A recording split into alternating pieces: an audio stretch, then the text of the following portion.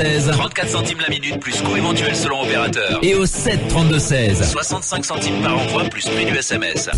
Réagissez en direct sur RMC, c'est Carrément Brunet, Éric Brunet. Vous votez pour moi, les réseaux sociaux sont en train d'enterrer Pôle emploi, et d'ailleurs pas que Pôle emploi, hein, les recrutements traditionnels, et j'ai même envie de dire les réseaux, les sites d'emploi généralistes classiques qu'on connaissait il y a quelques années. Audran de Valbray, bonjour. Bonjour. Vous êtes donc cofondateur de bipjob.com, et alors vous, paradoxalement, vous allez plutôt venir en aide de Pôle emploi. Pour vous, Pôle emploi, faut pas condamner Pôle emploi.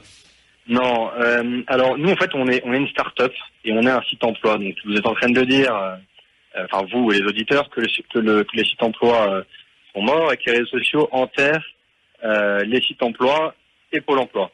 Et ben c'est faux. En fait, il faut comprendre que c'est deux outils très différents et complémentaires. Oui.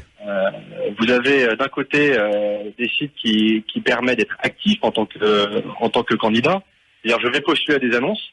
Et du côté recruteur, des sites sur lesquels vous allez déposer les annonces et vous êtes un petit peu plus attentiste et après vous allez sélectionner les CV. Qui en fait est une fonctionnalité sur les réseaux sociaux qui n'a jamais vraiment pris. Le réseau social, en fait, n'est qu'une dématérialisation de votre réseau, comme un auditeur le disait tout à l'heure, votre réseau réel. Votre réseau réel d'amitié, de connaissances professionnelles, voilà. Mais oui, mais je peux l'entendre ce discours, mais dans ce cas, pourquoi est-ce que nos amis de Pôle emploi ne créent pas davantage de passerelles dans tous les sens avec des acteurs comme vous? Ils le font, mais mon Dieu, c'est un peu possible. Ça fait que ça change, non. Alors, il faut pas jeter la pierre à Pôle emploi.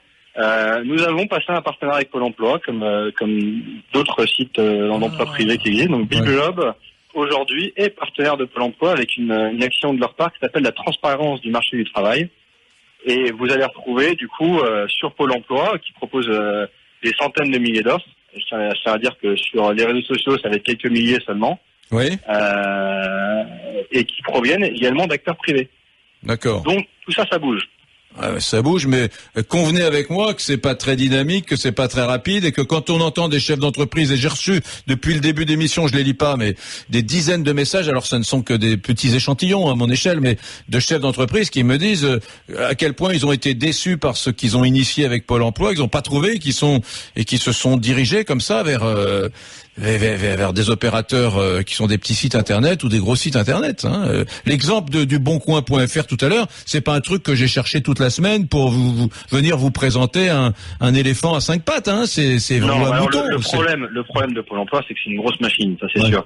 Mais alors là, vous me parlez du Boncoin. Le Boncoin, c'est pas un site d'emploi, c'est un site d'annonce, et bien c'est sûr. Pas un réseau social. Hein. Bien sûr. Et la différence du réseau social, c'est ce qui est intéressant. Vous postulez les annonces, comme sur BipJob. Alors que sur les réseaux sociaux, vous postulez pas. C'est les recruteurs qui vont aller dans la profil tech chercher des profils. Ouais. Et ça prend du temps. Ça prend énormément de temps d'aller sur un réseau social en tant que recruteur. Donc c'est moins efficace. Et c'est pour ça qu'aujourd'hui, vous allez avoir la plupart des recrutements qui sont sur les réseaux sociaux sont des recrutements de cadres.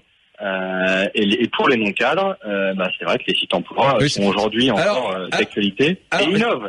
Audran de Valbray, justement, Géraldine m'appelle du Rhône. Bonjour.